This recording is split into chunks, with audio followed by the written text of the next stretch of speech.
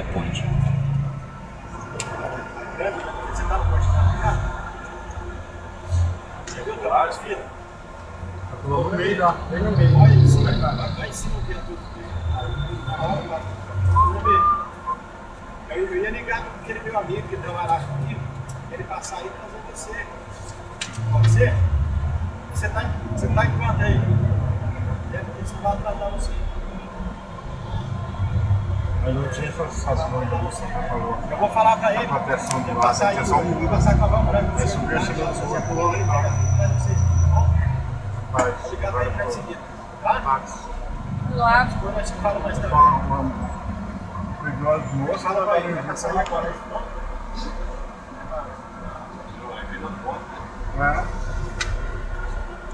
Como o caminhão ter comprado um 38 e dar no Tirnovia, lá embaixo.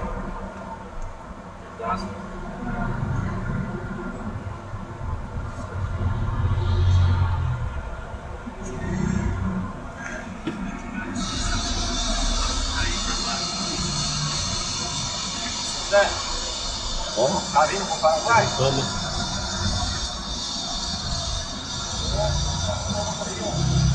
O dia que você tá falando lá, né? Já tá juntando pra embalar. É, então pulmão. Zé, não, tá aquela mulher que eu trabalho com ela aí, rapaz. Então, na verdade, eu tô com o pessoal lá no recado, pode. chega 9h30. Ele E a dançou, mulher né? chegou Né? naquela Esse aí dançou. Aí no hotel Portinari. E ela quer que eu... A máquina que eu trabalhava é igualzinha essa. O senhor não quer pegar ela e trazer ela pra ela e mais duas? Fernando, Ela e a ela Jogava delegada, o filme. aqui, Só ó. que ela jogava o filme. Bem no Ela meio, joga o aqui, ó. Você filme. tira dela pra trazer ela aqui. Ela joga o filme. Aí ela passa muito. Parece meio Tá friozinho. burlão. Isso mesmo. Aí sobe ela. É um forno.